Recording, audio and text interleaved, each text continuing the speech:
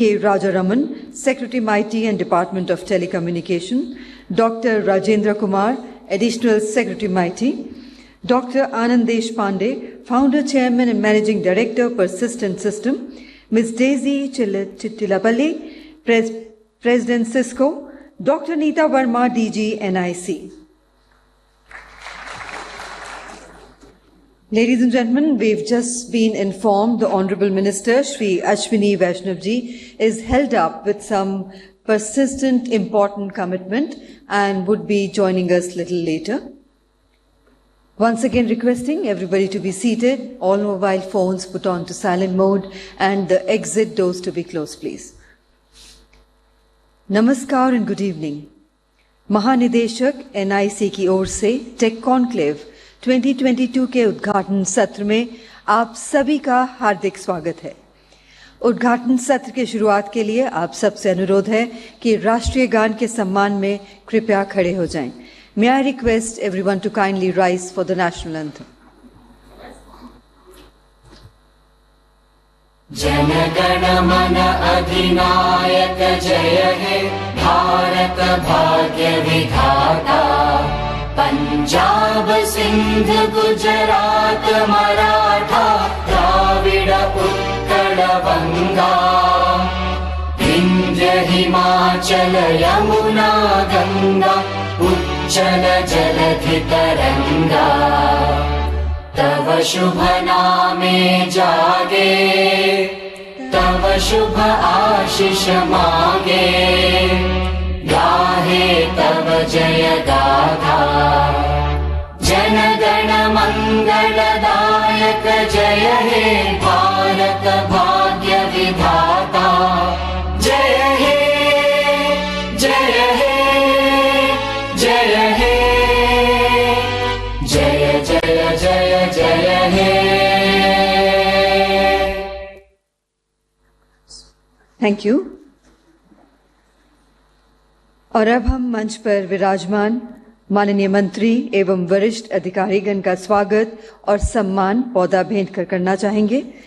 We now welcome our guest of honor Shri Rajiv Chandrasekhar ji, Honorable Minister of State for Skill Development and Entrepreneurship and Electronics and Information Technology.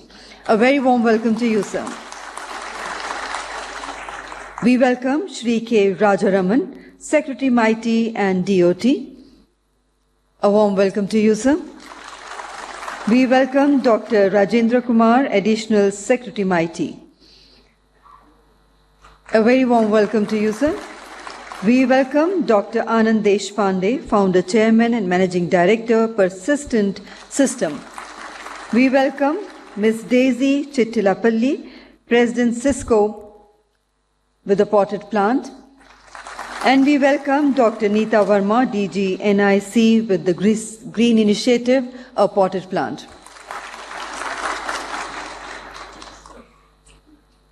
Ladies and gentlemen, lamplighting is a customary tradition in the Indian culture.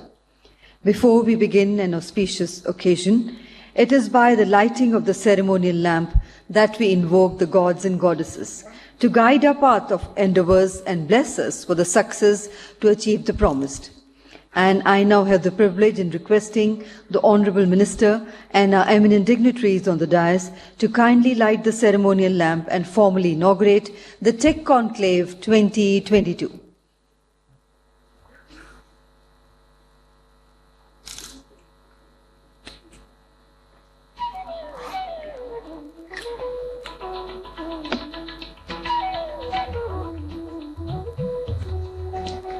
And please put your hands together on the ceremonial inauguration of the Tech Conclave 2022.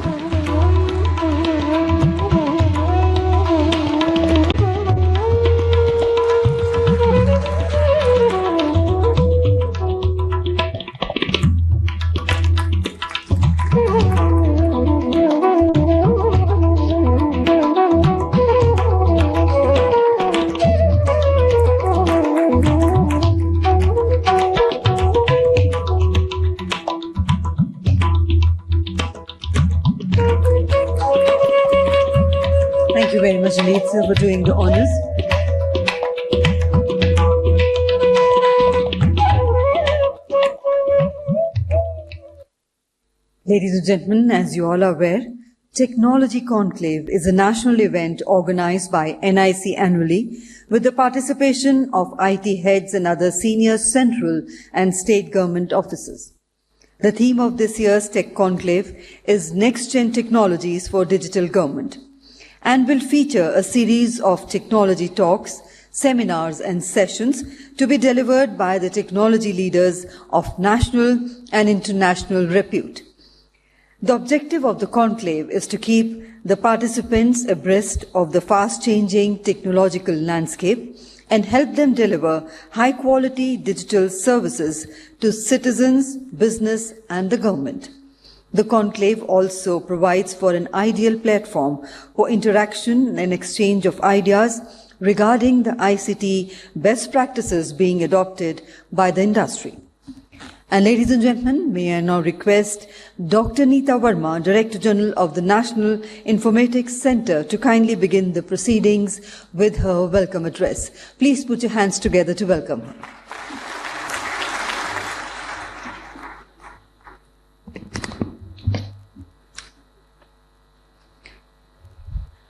Honorable Minister of State for Skill Development and Entrepreneurship and Electronics and Information Technology, Shri Rajiv Chandrasekhar ji. Respected Secretary, Telecom and MITY, Shri K. Rajaraman. Additional Secretary, MITY, Dr. Rajendra Kumar. Our esteemed speakers from industry, Dr. Anand Deshpande and Daisy Chittalpallai. Senior officers from government, head of institutions of MITY, my colleagues from NICMeitY and all present and connected over webcast, ladies and gentlemen. It is my proud privilege to welcome you all to Tech Conclave 2022. This event is very special for us as it is our first in-person event post-pandemic. And we are meeting our colleagues from NIC state centers after a long gap of 2 years. NIC, as you know, has been the technology partner of government in building digital solutions and provision of state-of-art IT infrastructure. With our network of 800 plus offices across the country, we have also been the flag bearer of digital technologies to address grassroots problems and promote digital inclusion. Digital India program launched by our Honorable Prime Minister has changed the digital profile of the country. With tremendous growth in broadband networks, mobile apps, digital payments, cloud infrastructure, and vibrant startup ecosystem leading to a whole lot of technology-led innovation around us. We at NIC have also built a number of digital solutions to serve the needs of citizens, business enterprises, as well as government. On 75 years of India's independence, as we celebrate Azadi Ka Amrit Mahotsav, we have compiled an e-book of 75 flagship solutions through which we have touched millions of lives. And this book will be today released by our Honorable Minister. We are extremely grateful to Honorable Minister for sparing his valuable time, his gracious presence, and guide us as we move forward. We are grateful to our Minister who has been constantly encouraging us to work on building blocks of digital government and digital platforms. I thank Secretary Telecom and MITY for his gracious presence. I also thank Additional Secretary MITY for being with us today. With privilege also comes responsibility.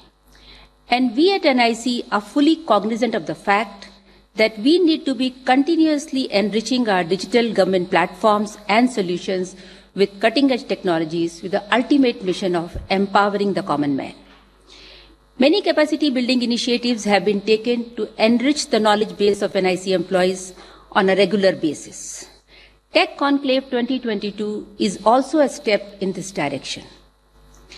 This year, our Technology Advisory Group of NIC, led by Mr. Pawan Joshi, DDG NIC, and Rachna Srivastava, DDG NIC, have lined up power-packed sessions on NextGen Technologies by eminent speakers from the industry. And sir, in the morning, we had very interesting 3 sessions and very, very enlightening talks. I am thankful to our keynote speakers today in this session, Dr. Anand Deshpande and Daisy Chittapalli, for being with us today and sharing their thoughts on NextGen Technologies for digital government. I once again welcome you all and sincerely hope that all of you will make best use of this opportunity to learn, innovate, and create. Thank you. Thank you very much indeed, ma'am, for setting the context and for the warm words of welcome. और अब निवेदन करना चाहेंगे doctor Rajendra Kumar, additional secretary, ministry of electronics and information technology से, कि वे digital technology पर अपने विचार साझा करें। और एक बार जोरदार तालियों के साथ स्वागत करते हैं डॉक्टर राजेंद्र कुमार जी का।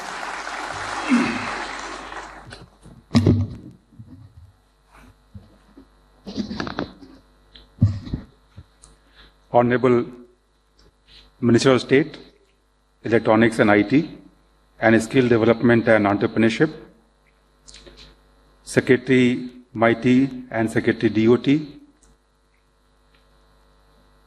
Dr. Anand Deshpande, Ms.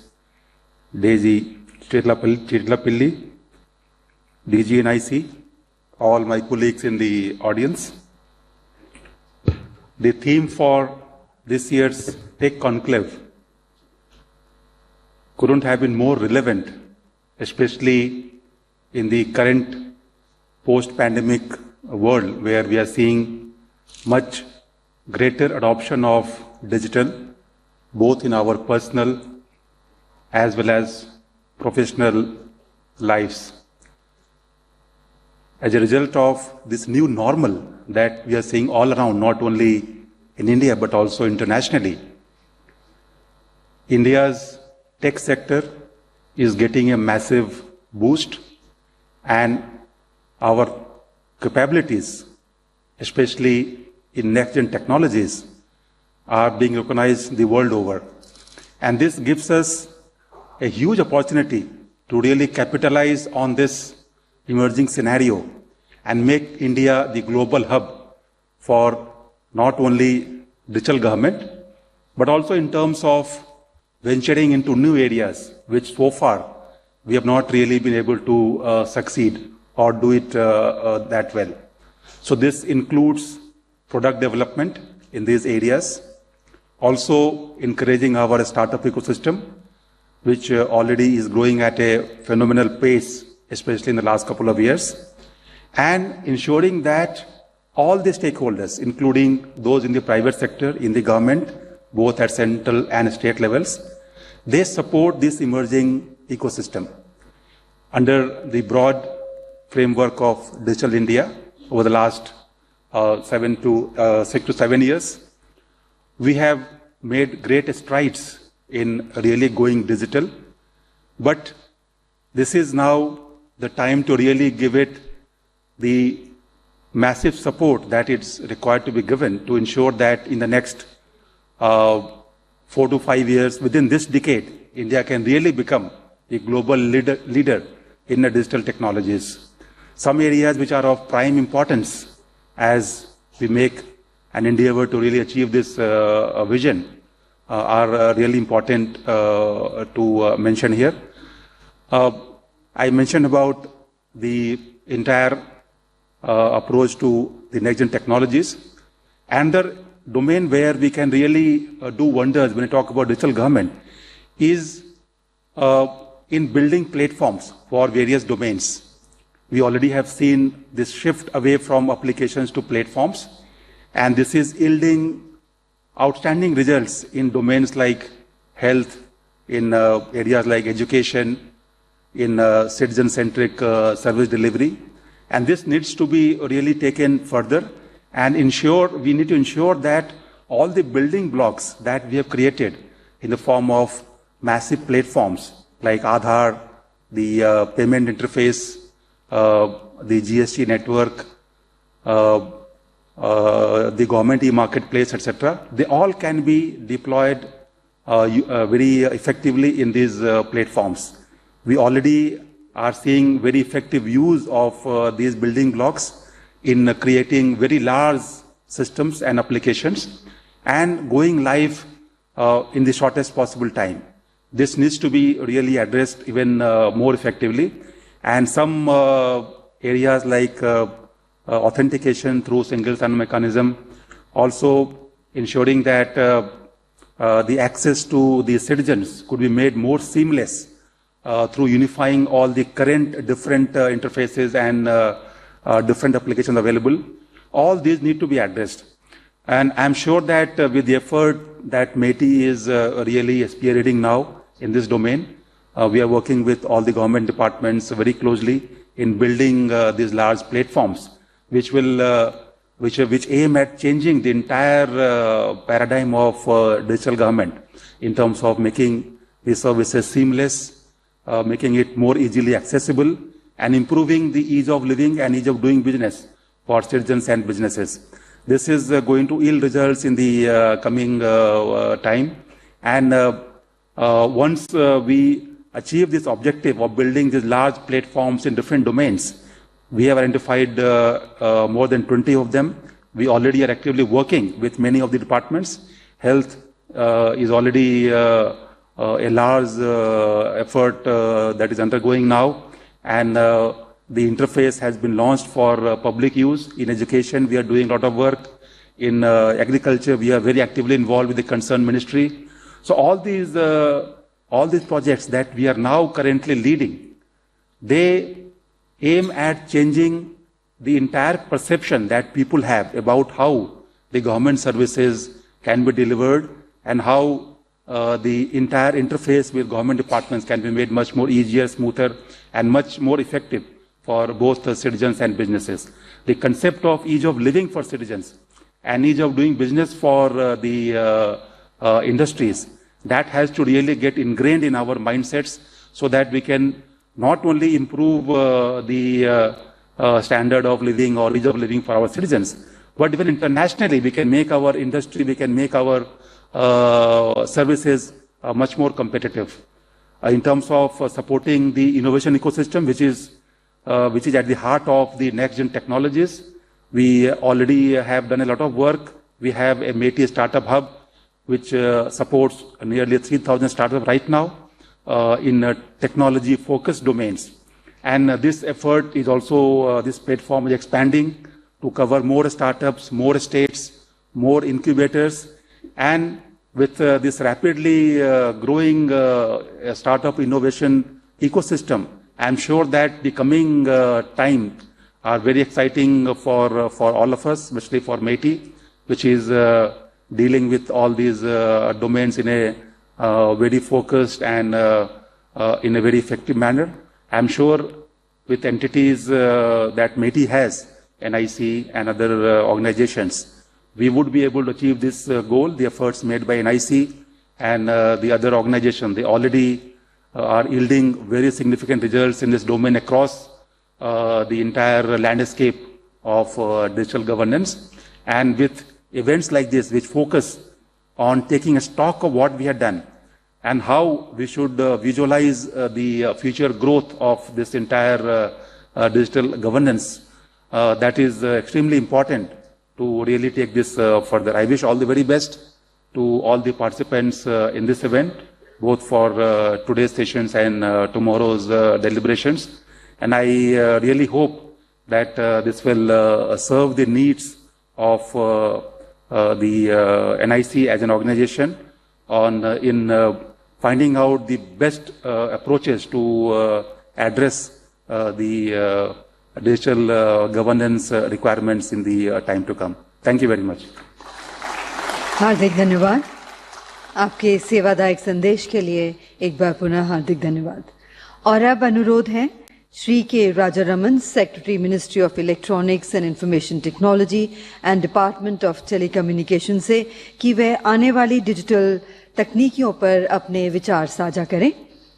एक बार जोरदार तालियों के साथ स्वागत करते हैं सेक्रेटरी NICMeitY श्री के राजारमन जी का।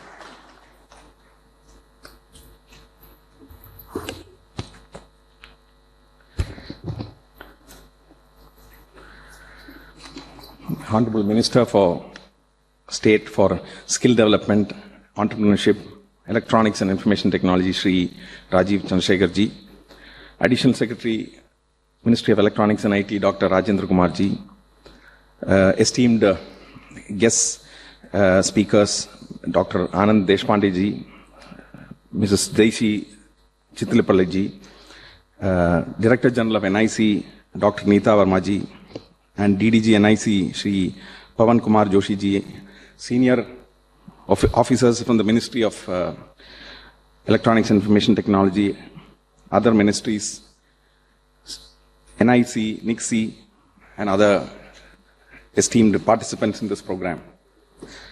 So all of you are here for the annual conference, which is a time for brainstorming and contemplating on what were the successes, what were the failures, what could have been done better, what could have been done differently. So I think this annual conferences are times when I think we meet people who have achieved something significant. I'm sure that you will be listening to presentations from your own colleagues, maybe from the industry, and so on and so forth. So which will enable you to think laterally, think differently, and think about the future in a completely informal environment. And I'm sure that this conclave is definitely going to serve as an opportunity to devise new ways of working, new things that can be done for the citizens of India. I would like to leave just a couple of thoughts with you. I remember reading several years ago a book called The Sharing Economy, which was written by Professor Sundarajan. He works in the Stern School of Business. So it's a very interesting book which talks about how asset utilization can be enhanced through very simple techniques. So that we see that in daily lives. So NIC is the government's digital brain, I would say that. So because you have developed so many applications, so many platforms, and so on and so forth. So if you look at government, government spends a lot of money on a huge number of resources. Resources which are physical assets, which are virtual assets, and so on and so forth. So essentially, the utilization of the assets revolve around how you manage them. So. Asset management in government, needs to go to the next level. I was reading about an example of how, for instance, General Electric monitors its assets, which are sold to other companies, including jet engines and so on and so forth. So the General Electric collects information on a daily basis, and then enables what is known as predictive maintenance, and enables the asset to be handled properly, maintained properly before it fails. So essentially what the private sector has been doing for a long time is to actually ensure how it can utilize its assets effectively. Similarly, you have seen a lot of examples in the recent times have emerged, like for instance, even Ola for that matter, or any of these app taxis. All of them work on a principle that, if they can come on a platform, assets can be utilized better.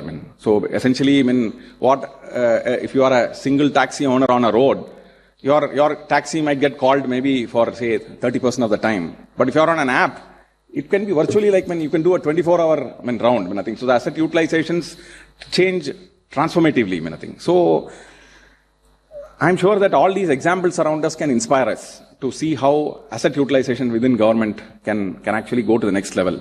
Essentially, what we would be doing by ensuring that you develop a new range of platforms which can enable effective utilization of assets, you would be actually saving government thousands of crores of rupees. I'm just giving an example. A couple of years ago, when I was director of the Entrepreneurship Development Institute in Tamil Nadu, I used to visit many of the scientific labs just to look at how our scientific equipment are used. Once I did go to a university where a 10 crore traveling electron microscope was installed through a Government of India grant. So I asked them what percentage of the time is this TEM used. They said about 5% of the time. So it's a national waste that an asset which is there, where the government has spent so much of money, is used only for 5%. So a simple solution would be for platformization of these assets. So I'm just leaving this thought with you. If you can actually work with the scientific ministries, work with the other ministries, wherever assets are there which could be shared with others, we could bring them on the platform. And then you can provide assets as a service, basically. I think if you can provide scientific equipment as a service, if you can provide vehicles as a service, you can provide anything as a service for that matter. So then probably you can save thousands and thousands of crores which can probably go for undernourished children with more food and so on and so forth. So essentially you have a very powerful tool in your hands which can be used to actually to deliver more, I think, out of less. So it's basically, as simple as that. So therefore, I would request the Director General NIC and her team to actually to work over the next several months to see how you can work with scientific ministries, work with all those infrastructure ministries on driving up asset utilization through platformization. So if you read that book on sharing economy, it bounds with examples. Talk of any domain, there are examples. So I'm sure that your imagination can run riot on where all, probably these efficiencies of shared economy can be extracted. So this is the first thought I would leave with you. The second thing is obviously the smart government. Rajendra Kumar talked about smart platforms, which are probably confined to a particular sector.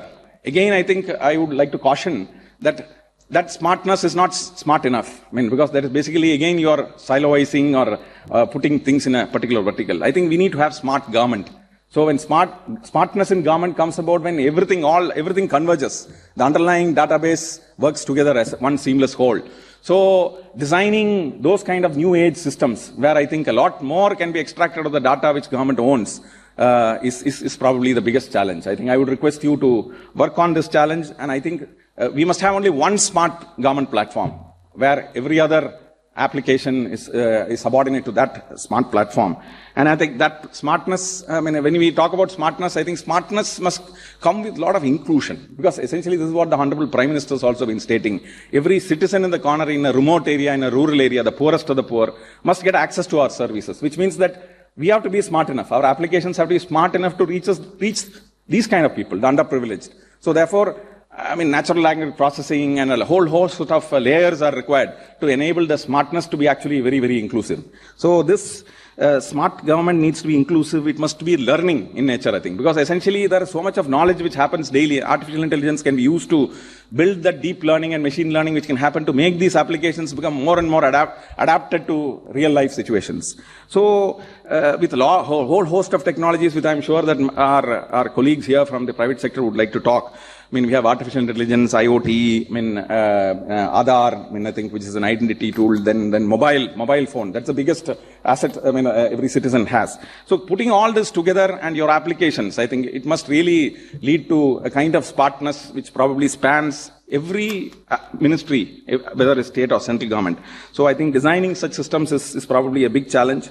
And I'm sure that with all your intelligence and your experience, we should be able to do that.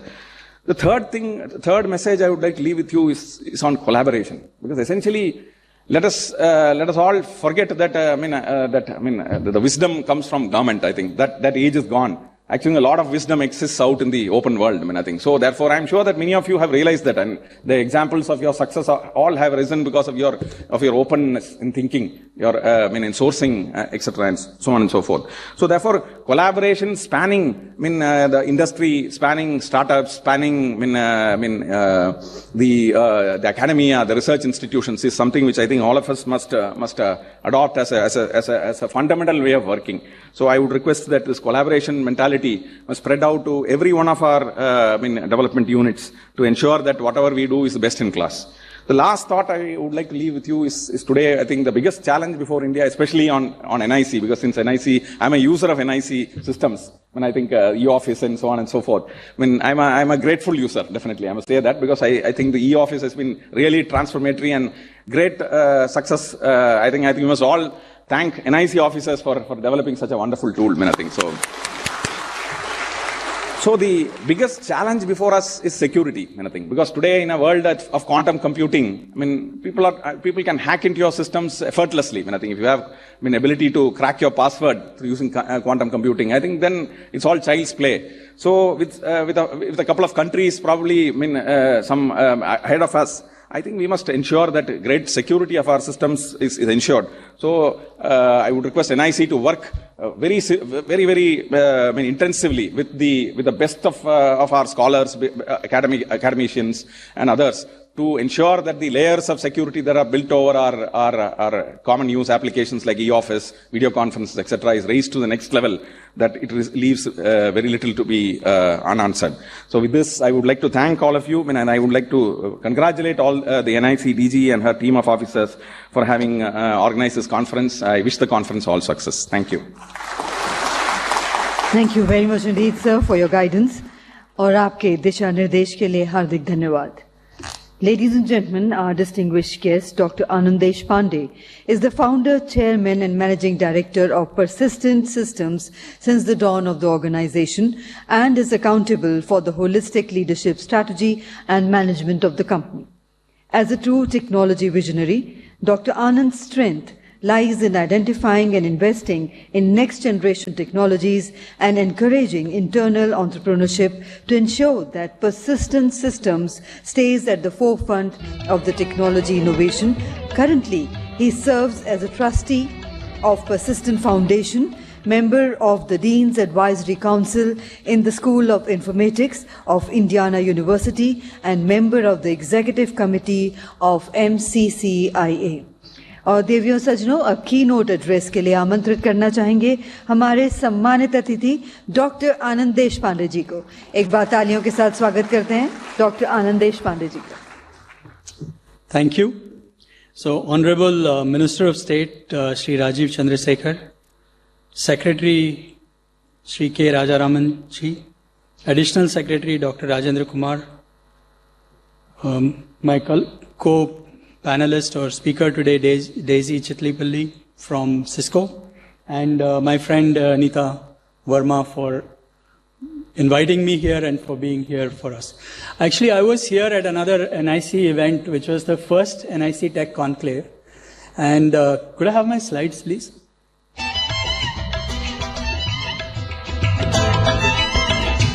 Yeah. So, thank you. So I was here many years back during the first NextGen Tech Conclave, and I'm really delighted to have been invited again today. So I think I'm very happy to come back. And it's even more exciting because for the last 2 years, I have not really traveled. So this is my first trip to Delhi after 2.5, 3 years, and I'm really happy to get out of home and be here with you in person. So thank you for inviting me. Before I got started in this thing, when Nita called me saying, hey, I want you to do something, I wasn't sure what I should say because I've been doing less technology for the last few years as I've moved off my CEO job and I've been doing other things as I look ahead. But I got a very nice presentation from Mr. Joshi where he sent all the work that NIC has done. And I tried collecting some of this. And I also tried looking at some of your comparable companies and other things. I found at least 8 unicorns that you are competing with when you look at the numbers that you have. So if you look at the sizes of your businesses, the number of people who touch for the applications that NIC has written, I think if you were to compare them in the private sector, you will find at least 8 companies who are unicorn level today. And that's the extent to which NIC has been doing this work. So I want to commend you to start with this. And I think the government can do well by looking at NIC to be a profit center rather than as a cost center, because you really have some fantastic assets which can be exploited and, I shouldn't say exploited, but definitely leveraged for real benefits for the citizens. So now with all this stuff, right, what am I supposed to say today? So anyway, first let me congratulate NIC for the job well done. And the last 2 years during COVID, none of us could have survived without the applications that you all provided, whether it's VCs, meaning telepresence, equipment, to Arogya Setu, to hundreds of such things. So congratulations really for the great work you all do. And it's an honor to be here in front of all of you. I know NIC's contribution has been very relevant for both government and for the benefits of the residents of the country. But for the last few years, I've been thinking a lot about the entrepreneurs in our country. And I think if I were to suggest to NIC what they should think about next, I think you should think about the nano entrepreneurs. They are the ones who are creating jobs. And I looked through your list of hundreds of these apps. There aren't that many that really touch these small entrepreneurs.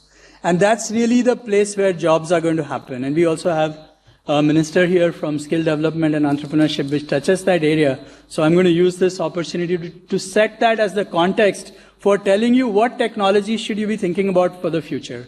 I know what you are doing today, and most of the day today is about current technology. So I'm going to spend a few minutes trying to share with you what may be relevant in the next 5 years. So I believe really nano entrepreneurs are the place where jobs are going to happen. The large companies need to automate and improve their efficiency effectively, reduce the number of people required for the same job. But real jobs are going to happen in the nano entrepreneur sector. And the real problem that we have is, we have 1.3 billion people, and half of them are under the age of 25. And we have at least 25 million people at every age. So if you look at it any which way, you need about 15 million jobs every year. And there is no way, no government, no large company can create these jobs. These jobs have to come on the ground, and they have to come by enabling and empowering these very small businesses to make this work. And this is where I think NIC can have a multiplying effect. And that's what I want to spend a few minutes on. And we need not just jobs, we need good quality jobs. And that is that, it's very clear that each job must pay at least 20,000 rupees per person per month. Because if you don't do that, we are taking people's time and not giving them real money for doing what they're doing. And we need a situation where all our citizens are not at the borderline of, survival, but are really thriving. And we have found that if you get past this number, then you get into the positive spiral that you can get something good to happen. And for the last 5 to 7 years now, I've been working on this foundation that I set up personally called Deyasra Foundation, where we are really focused on these very small businesses. And we have helped more than 135,000 entrepreneurs with a mission to get to more than a few million very soon. So we have built a platform where we are eliminating these barriers for entrepreneurs. So we have research around what are the pain points, what is holding these entrepreneurs back, and how do we make them very successful. And I'm going to share with you very quickly a little bit about what their pain points are, so that give you a chance of putting your technology to address their pain points.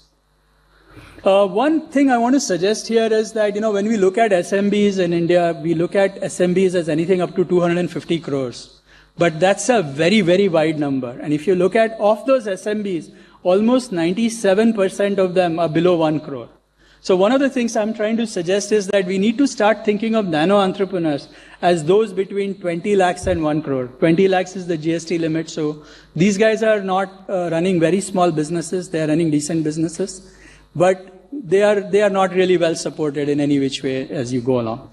Now, what are the problems that these companies face? These are the top 5 challenges that these companies have. One of them is, the first one is clearly access to credit. It's very difficult for businesses like a photographer or a beauty salon to get 15 lakh, 20 lakh rupee loans from the government sector today, or organized banks. It's just not possible. Access to customers is the second problem. And third one is, of course, compliance, or too much compliance, complexity, and the overhead. Digitization has become a huge issue, and team building is the last problem. So these are the problems we see from our sample set of 135,000 to 150,000 businesses that we are working with in this segment and this sector. So now, with this background, I want to now move to the next part of my presentation, where I want to focus on technologies that I think NIC should invest in over the next 5 years, so that, we can address some of these problems, and hopefully, we'll do something for these small businesses, and eventually we might see some action that could be useful for others as well. So clearly, I think the number one issue that NIC has already been working on but needs to do more, or will have to continue to do more, is around data and machine learning. And the second part is these applications and APIs. And I'm going to spend a little bit of time, and actually the secretary set me up really well when he talked about first the digital platformization stuff, sharing economy, and all of those things. I'm going to comment a little bit on that. I think metaverse, despite the buzz that you might hear, I think is real, okay? So there is an opportunity for us to look at what would this metaverse mean for the small businesses, and what can NIC do to make that happen. I am a big believer on the Web3 crypto stuff. I've been spending the last 1 year just reading about all this. And I believe that this is another technology that we should not run away from. It's time that we really invest time in figuring out what this is and how to leverage it for the benefit of the small and medium businesses. And finally, this was also mentioned by the Secretary regarding the security and privacy. So I'm going to share just a few ideas on this. I know you are already working on many of them, but I thought it'd be good to put them in one place. So in terms of data and machine learning, of course, everybody is talking about machine learning everywhere and everything is machine learning. I think one of the areas that I saw NIC is focused on, which I think is very important for us in India and especially for the small businesses, is support for Indian languages. And I think with the new technologies that are available, it is now possible to support multiple languages concurrently and together through automatic translations or various other technology solutions that we have today. So we don't have to run away from this as well. We don't have to do something crazy, but this is here and now, and we need to deploy this in all our applications in a very big way. And one of the things that I want to mention here is that I look at NIC, and as I said that already, that I don't look at NIC just as a e-governance provider for the government, but as NIC as setting the direction for technology in India and looking at how technology can be deployed elsewhere. So if government is providing through NIC the rails that are needed for these next generation applications, then that is really where I see NIC's role. So I think this is a place where we should do work, is text analytics and other things around data stuff. The second area, of course, is AI for, so I think a lot of discussion happens with respect to data. Everybody who has data wants to put dashboards and screens and all kinds of things. I think the days for dashboards are done. Dashboards are kind of useless in my opinion. I think we have moved to a world where AI needs to provide you data for decision making. Dashboards don't give you ability to make decisions. They show you everything in one place, but that's not very useful. What you need is you need data to come to you so that you can do something actionable and you have actionable insights with you. So that's really what I'm promoting here. And finally, you need very good quality data, and that is a big problem in India. And I think we should use some broad programs, including citizen inclusion programs or otherwise, to do citizen science to see how we can get better quality data that can be made available for research and for next generation of applications. Let me move to the next one. People talked about platformization and other things about bringing things together. I believe the world is not going to be about bringing one database together, but it's going to be about creating the right levels of interfaces like APIs so that you can access the data from wherever it exists. And today's next generation AI now is in a position to do this kind of stuff. And I think there is an opportunity to think about it differently. As they say that, once you, in the first version of new technology deployment, you use technology to solve things that you know already. The next generation of technology is all about not just doing things better, but doing better things. And that's sort of where the discussion needs to move now. And I believe that simplification of processes and making them easy to use through the leveraging of technology, good quality data and machine learning are really important. And then, of course, this was also mentioned by the Secretary about using government's data, but I just add the judiciously part in it. So yes, government has a lot of data, but you don't want to necessarily just make it available. Use it judiciously so that we can put benefits to the thing without compromising individual privacy and various other aspects. So those are equally important as where we need to go. I think metaverse is something that, people talk a lot about, but I think it is real. I think there is an opportunity for us to leverage metaverse in a big way by creating the necessary rails and infrastructure for small businesses. I believe small businesses can be on metaverse to sell their wares and products. And I think there could be a very interesting marketplace that we can create in this new world that is happening. Also, I believe that augmented reality in some form or the other can be an extremely good educational tool for us. It can be used in tourism and various other areas as well. So I think there are a lot of new opportunities that will come around this whole concept of metaverse. And I think NIC can do another service by trying to tag or look at physical things and see how they can transfer into metaverse, so that when you are between, the reality is going to be, yes, you'll have a metaverse, which the gamers have had for the last many years. But there's also a physical world. The fact that the physical world and the virtual world are colliding into the metaverse is what makes it very exciting. And this is something where I think some standardization of activities can really help in getting this going. as I said, I spent the last 1 year just reading about crypto, and I'm really convinced that we are into this world of tokenization of everything is going to happen. We are looking at very interesting tokens. Actually, the reason I got very interested in this area was when I saw some very interesting examples of how people are using some of these techniques, specifically around decentralized finance, to see how to make loans available for very small businesses. And some of the various techniques that can be leveraged in this whole DeFi for small businesses, I think there are some fantastic opportunities. I think there is always this tendency that crypto is all about cryptocurrency and black money and bad money and all of that. There is a lot to this technology than just cryptocurrency, and I think I would highly encourage NIC to spend time in investing in not just the blockchain or the components, but looking at how decentralized finance could be the way to go. What do we see about programmable money and how this might move in the future? And I'm quite happy to come back again and spend some time sharing what I've learned in this topic at another time. So there is a lot of action in this area, disintermediation of the intermediary, creator economy, and there is a lot of interesting things that are happening that I think are super relevant for Indians in the small business area. And I think NIC can play a huge role in how we look at this in the future. Again, I don't want to spend too much time on security and privacy. This was mentioned several times. I don't need to explain to you about this. But I think the complexity of security and privacy is going to continue to increase as we look ahead in this whole metaverse and all these tokens and crypto and all of that. So a lot of these new techniques now are becoming harder to decrypt as well. And so you have to be careful and see how to do it. And I just want to mention this one more time that, privacy is another very important thing. And the key to ensuring privacy is not to just have one part of it, but making sure that the tail, this is the long tail that we have, citizens who are in the corner cases of various situations are also protected. And we are not doing only things for the masses, but everyone is included in this thing. So when we talk about inclusion, I want to include privacy of the overall citizens as part of this inclusion requirement. So I had 15 minutes, so this is the best I could do for you, but I'm happy to take any questions you might have at a later time. This is not the best setting for asking questions right now, but I have shared my email address with you, and I'll be happy to answer any questions if you send me mail. And thank you very much once more for inviting me, and I hope you invite me again. It's a pleasure to be here. Thank you. Thank you very much indeed, sir. Ladies and gentlemen, we have with us on the dais Ms. Daisy Chittilapilli, who is the President of Cisco's India and SAARC. As President, Ms. Daisy is responsible for strategy and sales, operations and investments to drive long-term growth in the region. With over 25 years of experience in the technology industry, including 17 years of leadership experience at Cisco, she has a proven track record of transforming operations and cultures to drive growth at scale. Ms. Daisy most recently held the position of Managing Director for Cisco's Digital Transformation Office, where she worked with customers to capitalize on opportunities emerging in the digital world.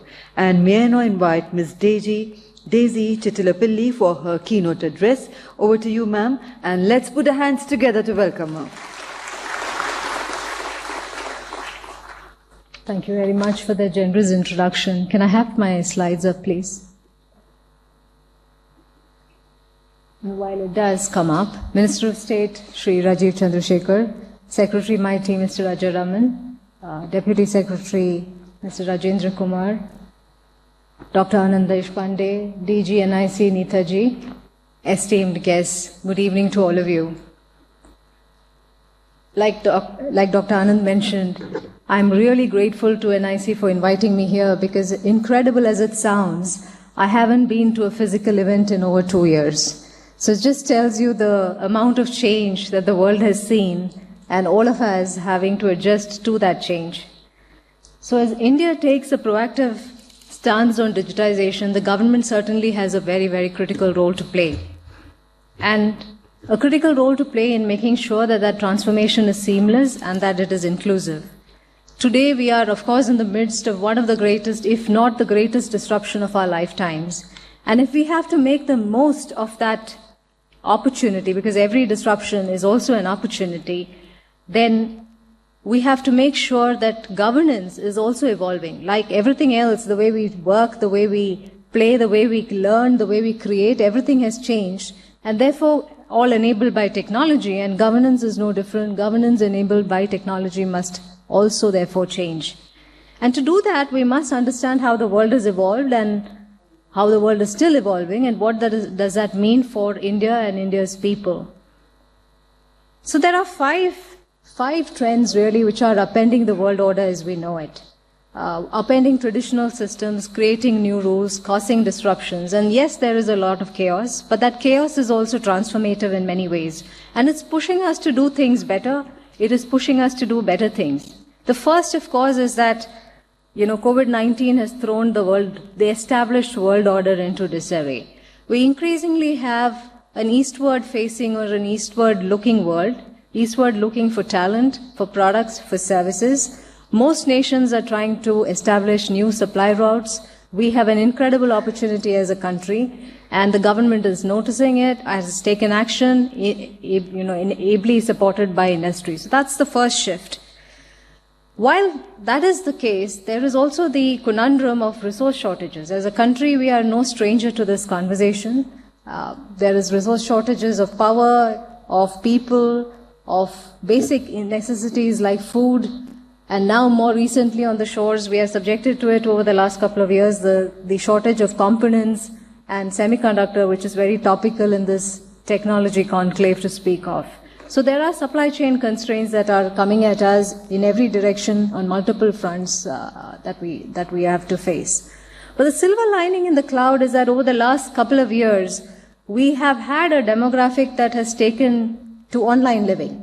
And the good news of that happening is that people who were traditionally opposed to change, who wanted to do things the old way, have now, over the course of the last 2 years, maybe because of necessity, have become digitally savvy and have gone online. And that's not a habit that they're likely to forget. So as we stand today, we have a population of more than 50% of our country, around 750 million of online internet users.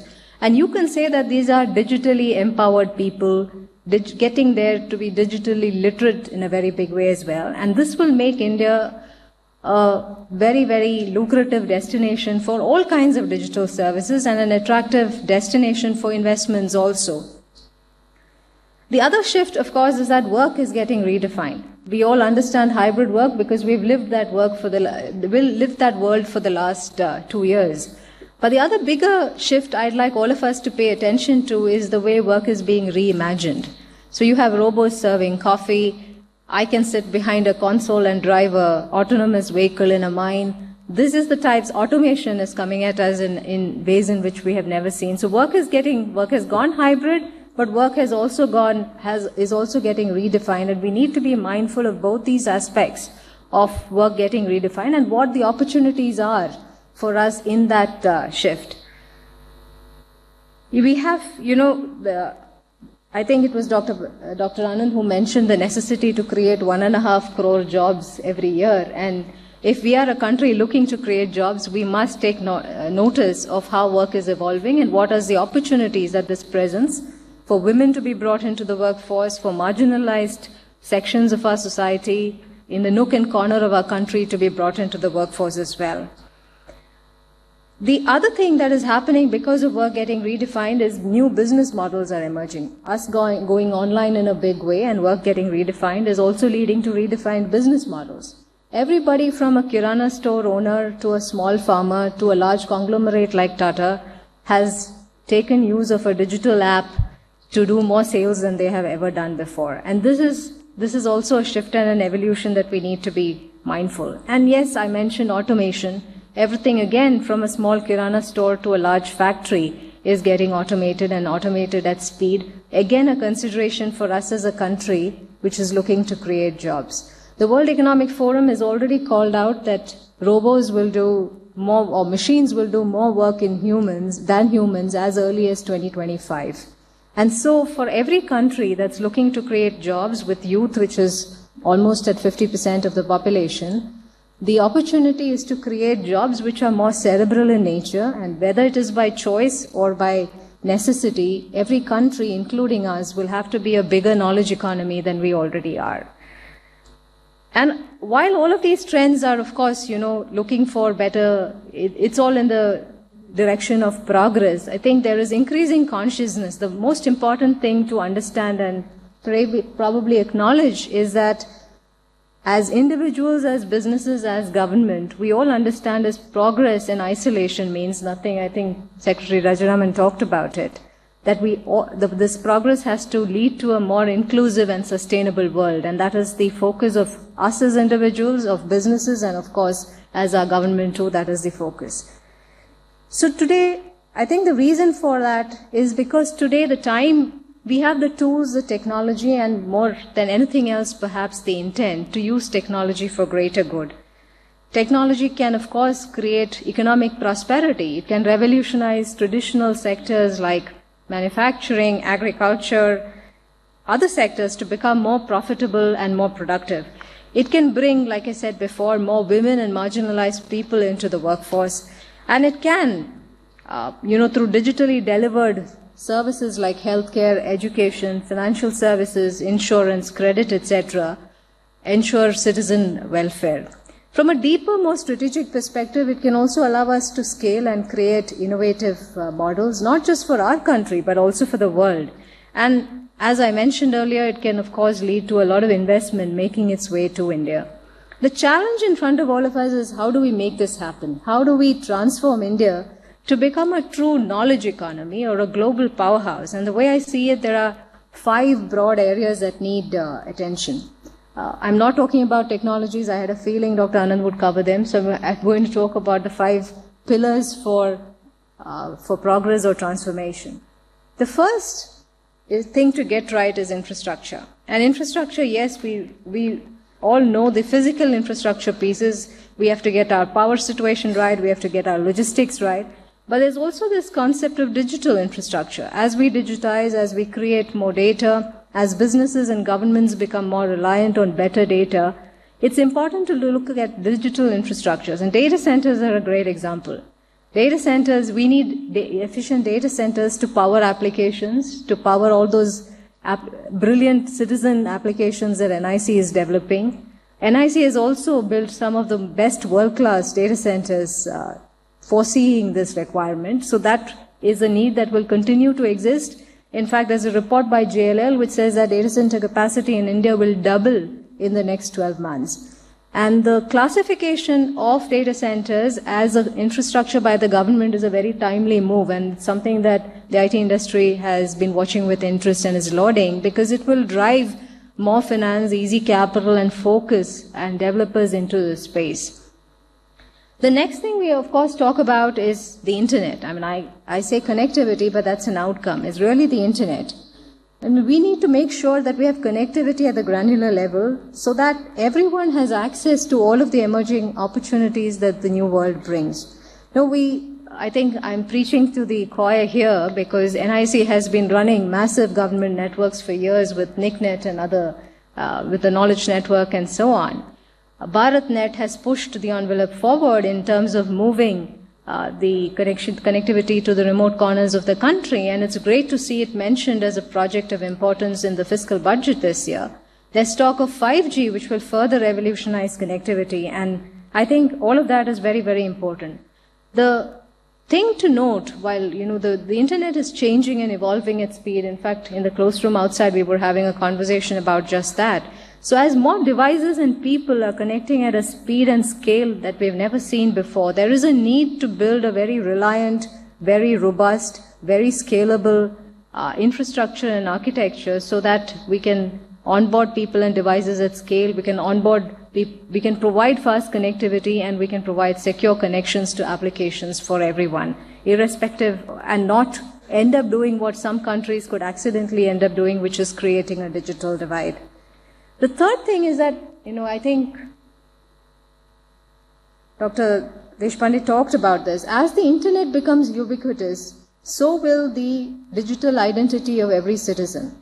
And I think this helps in a lot of ways, and Aadhar has been an excellent illustration, right? It gives, on one hand, it gives people access to government services, but on the other hand, it also allows the government to understand exactly who in the population needs what kind of service and what kind of support.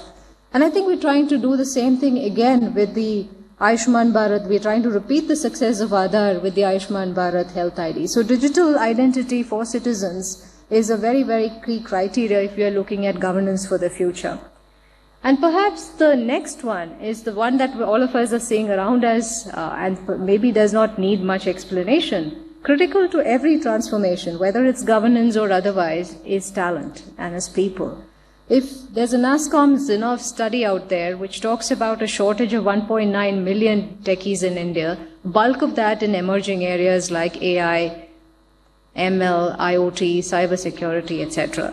So if we need actually no less than a skilling revolution, if we have to get in front of this and make India the digital capital of the world. And this is where governments, bodies like NIC, industry bodies like, and companies like us can all play an important role in identifying skill gaps and building programs to skill our people at scale. If I take an example from Cisco, we in participation with the government ministry as well as multiple industry bodies since our inception have run a pro bono skilling exercise in the country called NETICAD, and right now it has skilled to date about 10.5 lakh students. That is interesting. 1/3 of it, both in terms of instructor population as well as students, are women. So that tells you about the inclusion aspect of it. But perhaps the most impressive statistic about that program is that students certified in that program have a 95% employability rate. For a country that is looking to create jobs, I think that is programs like that at scale, coming together of industry, government, and companies is what will make us cross this very large hurdle. And of course, there can be no conversation in government and governance without the conversation around policy. This is something that the government of India is continuously pushing the envelope on, creating policies that are boosting a climate of innovation, a climate where people bring new technologies, play together, create solutions, create use cases, create consortiums, collaborations, partnerships. And all of this is important. Otherwise, we will not be able to create meaningful governance for the future and an inclusive future for our people. And maybe just a conversation about the role of NIC, because this is, our association with NIC has been also perhaps as long as our association with India. We think that these 5 pillars that I spoke about earlier, leveraged properly, can actually bolster the links between India's government and its people. And NIC has been the glue in between that has been doing it for many years. And I think it takes a lot to get it done at the scale at which operations NIC has been driving government initiatives in the country. For instance, displaying very visionary leadership in identifying the potential of technologies like AI, like data analytics and blockchain, and setting up centers of excellence and inviting industry to be a part of these centers of excellence. You're also facilitating participatory administration, allowing citizens to participate in decision-making and voice opinions through the MyGov platform. You are also you're enabling an unprecedented level of transparency and accountability in government functioning through the Open Government Data Platform, the OGD platform, and through DARPAN. And you're also making sure that there is effective regulation and operations around things like e-courts, transportation platforms, hospital platforms, and so on. But I think the most promising opportunity for NIC is that your workforce is completely entrenched in the digital universe. You understand technology. You understand the implications of technology in the new world. And so there is this is a very vital element of building new capabilities for the country. And I think you are naturally blessed by your origin, by your evolution, to be sitting with a group of very smart people. I think Dr. Anand talked about it, Neetaji, that can take. He also said you're equivalent to 8 startups, unicorns in the country. So take that intelligence to the next level and establish the next level of capabilities that can create impact at scale.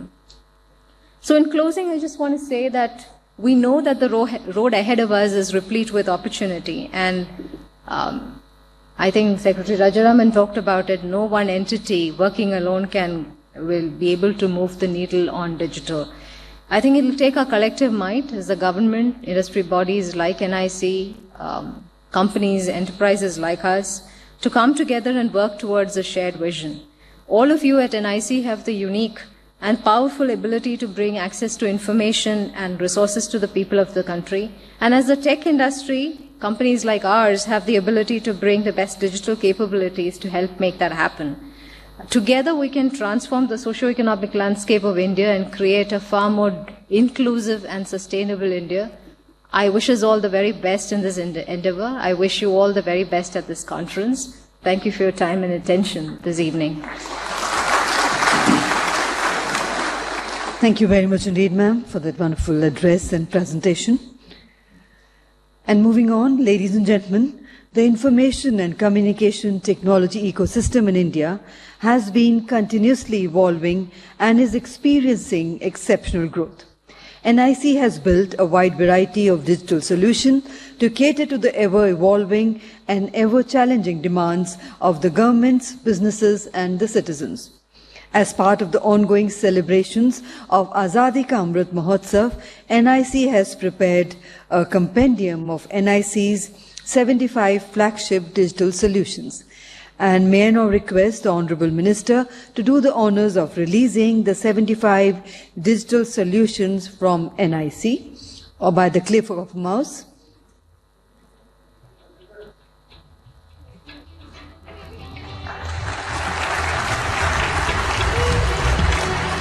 Thank you very much indeed, sir, for doing the honors.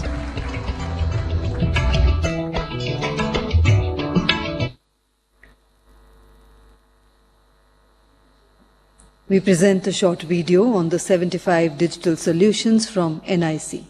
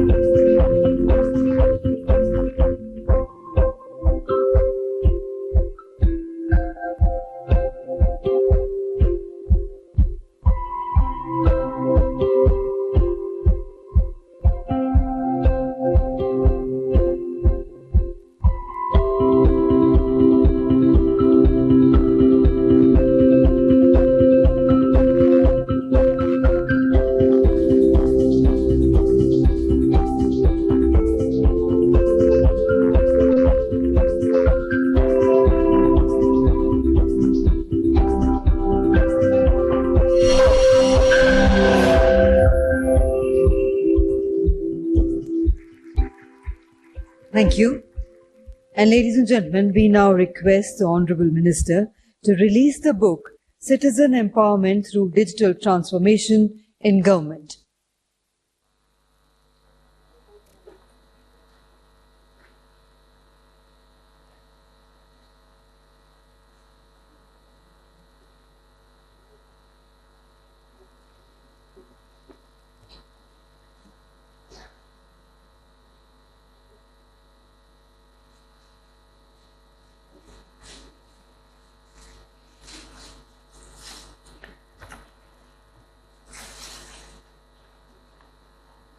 And ladies and gentlemen, that is the release of the book by the Honorable Minister, Citizen Empowerment Through Digital Transformation in Government. It takes us through the 4-decade-long transformational journey of various key sectors in India where ICT has played a major role in reimagining government services to citizens across the country.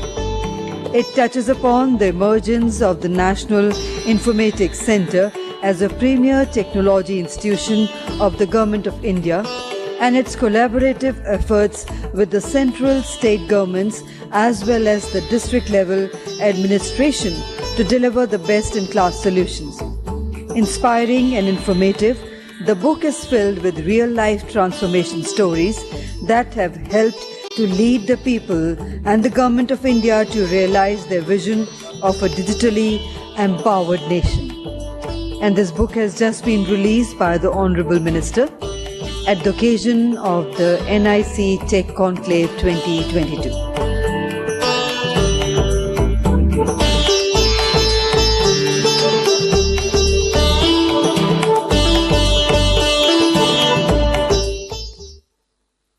Thank you very much indeed.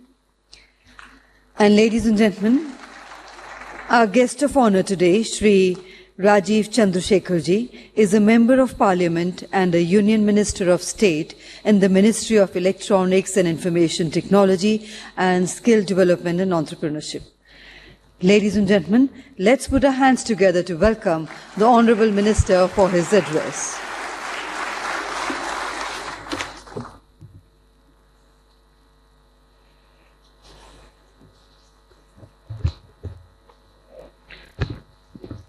Namaskar and good evening. Dr. Anand Deshpande, Ms. Daisy Chitlapalli, Secretary Rajaraman, Additional Secretary Dr. Rajendra Kumar, DG Dr. Neeta Verma and friends.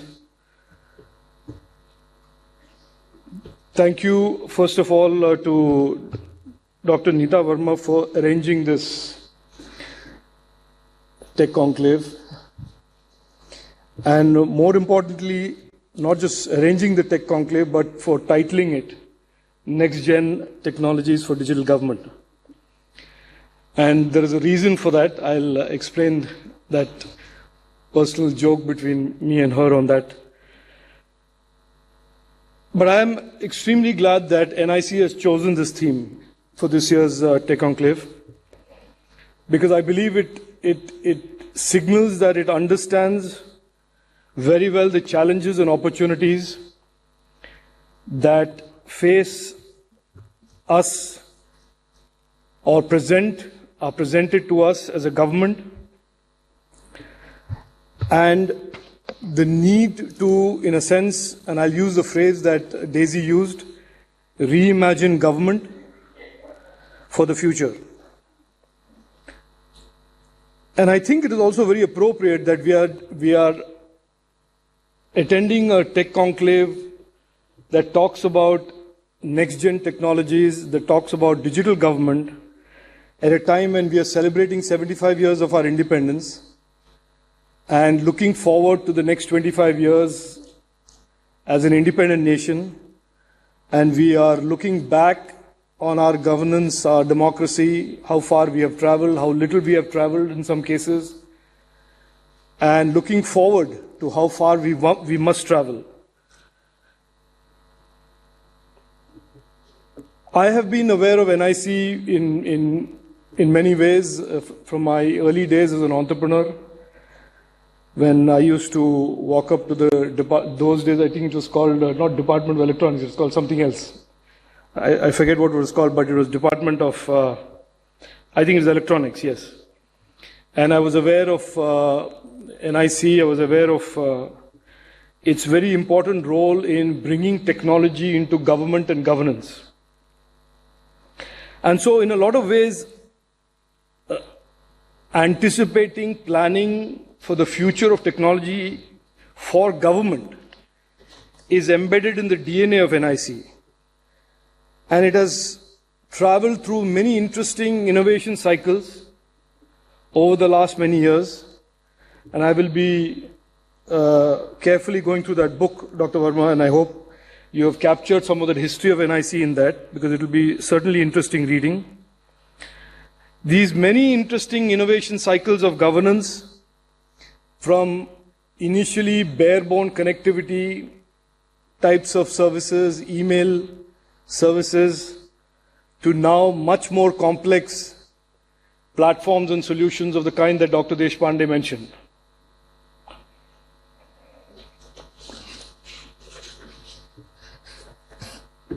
Since 2014, when our Honorable Prime Minister launched Digital India, India has obviously become one of the preeminent nations of the world in the deployment of technology in governance.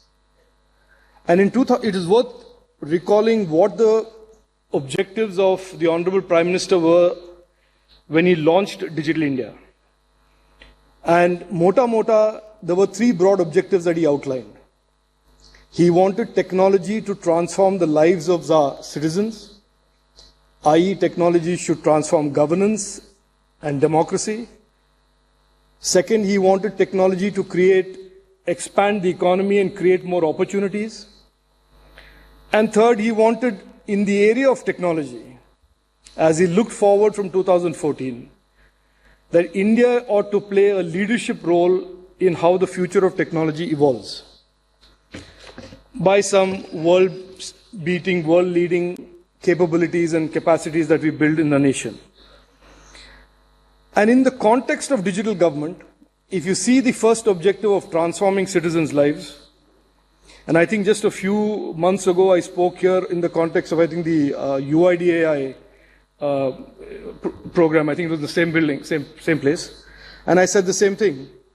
If you look at the last 6 to 7 years of how decisively technology has altered the narrative of government and governance, using tools that were Aadhaar-based like JDY, the JAM Trinity, the ability to deliver subsidies remotely, bringing government and citizen closer, taking the whole concept of distrust from government away to one that is more of trust and responsiveness. All of that has been delivered by technology. So it is not an empty boast, or nor is it simply admiration when countries around the world and people around the world look at India and say, it is certainly one of the countries that is a preeminent country in terms of deploying technology for the benefit of its people and for improving governance. In NICMeitY, for those who have engaged with me and interacted with me, you know that early on in July, I made a 1,000-day agenda. And we are now on the 699 days left of the 1,000 days. One of the important elements on that was digital government, digital Nagrik.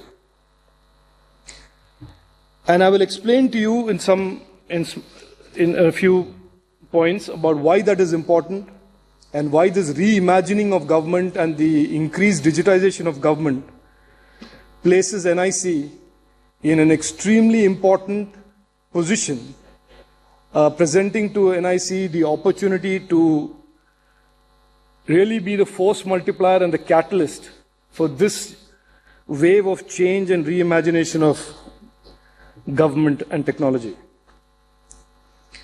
Now, why this need to reimagine government? Why this need for digital government? Why can't we continue with what we know in the past of e-governance and the pace at which we are deploying technology? And I think Daisy mentioned this. It is clear that during COVID, it is clear from our experiences during COVID, it is clear from the new normal post-COVID that India has a tremendous opportunity from an economic standpoint to take advantage of the shifting sands in the global value chains of electronics and technology.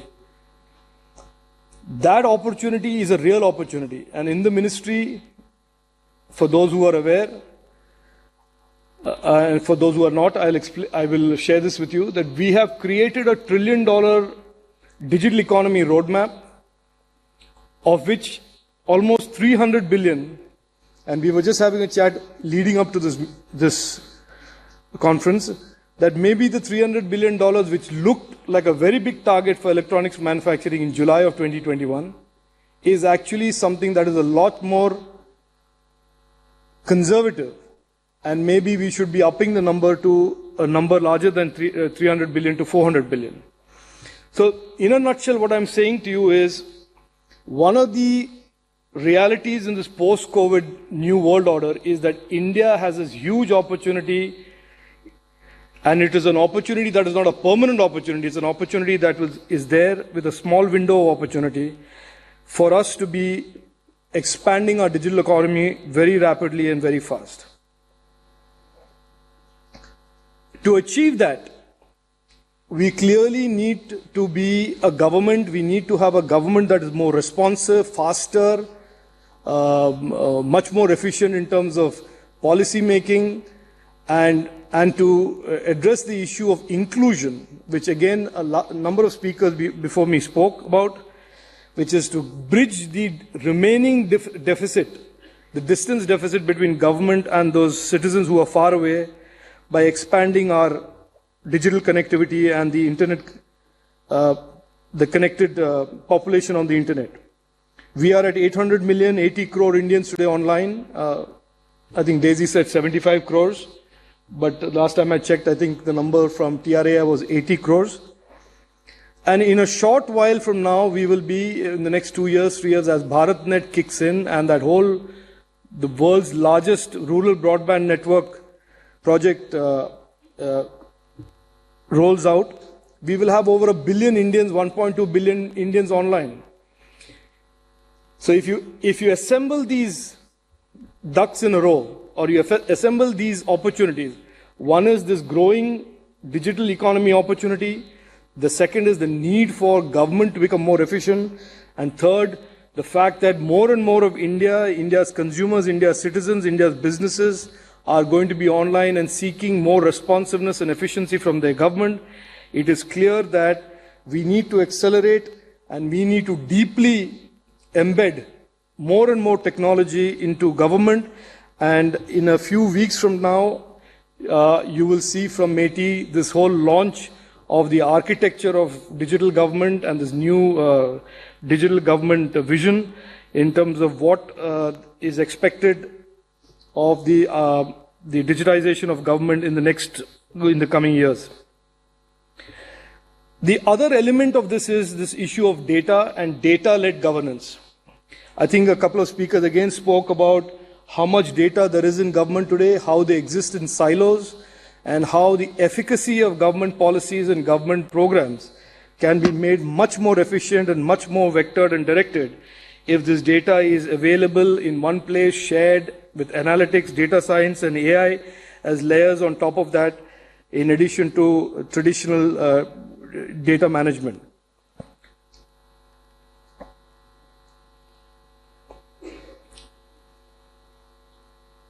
Going forward from that data point again, there is a requirement within the digital government framework to look at an all of government data storage, data access, the rules for data management, how do you create data sets that can be then exploited if they are anonymized, what standards to apply, all of that to make the government as an entity much more efficient and much more data driven. So, given this as a backdrop, and the point that I said about NIC being the centerpiece of this digital government transformation and reimagination, it is clear that NIC will need to be extremely focused on the technologies that are relevant to this digital government paradigm and architecture. And I'm actually very glad that the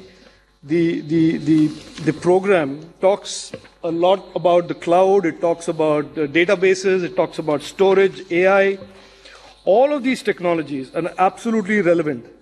And let me just quickly end by saying that this future of the digital government paradigm and architecture in government will be driven largely by secure cloud technologies, intranets, mobile access, resilience, intelligent systems, and most importantly, if not equally importantly, the issue of inclusion and availability of government communication and schemes and programs in multiple languages.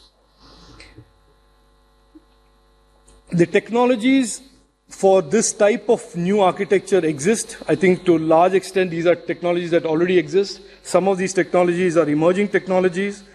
And in most of the projects that NIC is going to work on, including the digital government, which includes e-parliament, the government.in-intranet, you can look forward to these new areas of technology playing a very, very significant role. So I will end by saying that I think the theme for this conclave is a very, very apt theme. It's the right time for NIC to be emerging as the catalyst and the force multiplier and the driver for this new wave of digitization and the new architecture for digital government that makes government closer to its citizens, makes the offerings of the government more inclusive, and makes the government more efficient and transparent and data-driven. Thank you very much. Jai Hind. Thank you very much indeed, sir, for your motivating words of encouragement and showing us the way forward. And ladies and gentlemen, we are indeed grateful to the Honourable Minister and all our distinguished dignitaries who are present here with us today for sparing their valuable time and gracing this occasion. And to show our gratitude, we wish to present a small memento, a token of gratitude and appreciation to all our distinguished dignitaries. And to do the honours, may I invite Shri D.C. Mishra, DDG, NIC.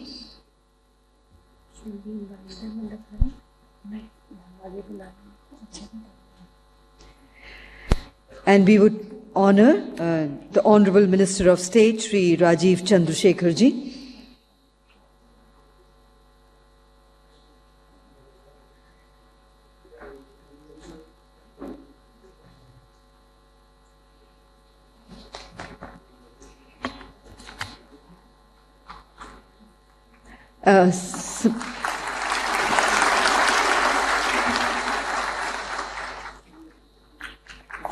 May I request you, sir, to present a memento to Secretary Mighty Shri K. Rajaramanji.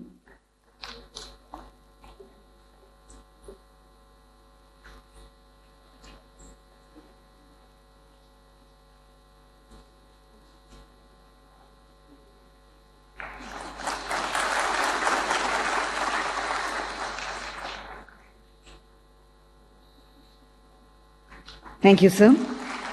We present a token of gratitude to Additional Secretary Mighty, Dr. Rajendra Kumarji.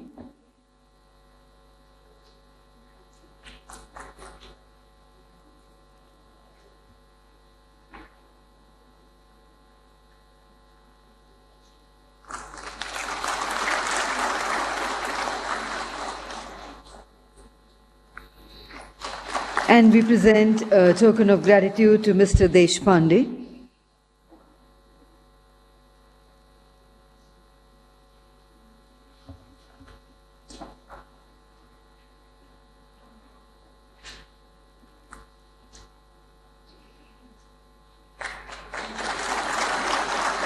Thank you, Mr. Mishra, for doing the honours.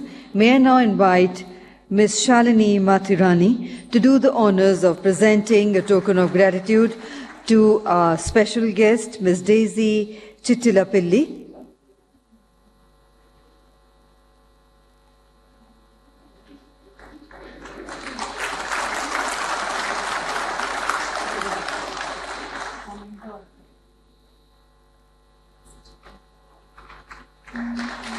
Thank you, ma'am. May I also request you to do the honours of presenting a token of gratitude to DG NIC, Dr. Neeta Verma.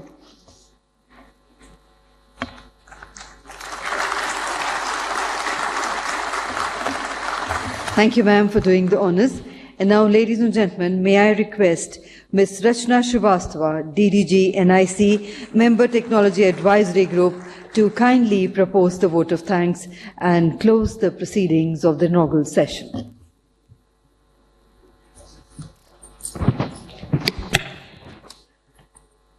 Honourable Minister of State for Ministry of Skill Development, Entrepreneurship and Electronics and Information Technology, respected Shri Rajiv Chandrasekhar Sir. Secretary DOT and MITY, respected Shri K. Rajaraman Sir. Additional Secretary, respected Dr. Rajendra Kumar. Our distinguished guest speakers, respected Dr. Anand Deshpande, Founder, Chairman and Managing Director, Persistent Systems, and Madam Daisy Chittilapilli, President, Cisco India and SAARC region. DGNIC, respected Dr. Neeta Verma, senior officers from MITY, other ministries, states, officers from NIC and NICMeitY present in this hall, as well as virtually members from the media. Ladies and gentlemen, I consider it a great privilege to propose a vote of thanks to all the esteemed dignitaries on behalf of NIC. We are deeply grateful to our Honourable Minister of State, Shri Rajiv Chandrasekhar Sir, for his kind words appreciating our endeavours and giving us a new vision and direction. Sir, we assure you that we will keep our spirits up and continue our work in this direction. We are moved by your far-sightedness vision for digital government and aim to work as catalysts in achieving it. We thank you, sir, for your insightful address and guidance. I express my deep gratitude and sincere thanks to our respected Secretary, Shri Rajaraman Sir, for his distinguished presence amongst us and for his valuable thoughts. Sir, your words today will remain a great inspiration to all of us. I would also gratefully acknowledge the gracious presence of Additional Secretary Dr. Rajendra Kumar. Sir, your words motivate us and energize our spirit to accomplish further milestone in the Digital India program. We are deeply grateful to our accomplished speakers, Dr. Anand Deshpande and Madam Daisy Chitilapille, eminent leaders and evangelists in the IT industry, for embellishing this session with their graceful presence and powerful thoughts. The deep knowledge and insight shared by them have lived up to the heightened expectation of this August gathering. Thank you, sir, ma'am. We are extremely grateful to our DG, Dr. Neeta Verma, who is the inspiration behind this conclave and provides us all the guidance, support and motivation in making this conclave a reality. We hope that we have been able to do justice to her belief and faith in us. Thank you, ma'am, for being there. I would also like to thank all the speakers who have and would be sharing their valuable knowledge and expertise over these 2 days, for accepting our invitation and for being part of the conclave despite their busy schedule. NICMeitY is our esteemed partner in organizing this conclave, and I would like to put on record my sincere thanks to MD NICMeitY and his entire team for the support for convening this event.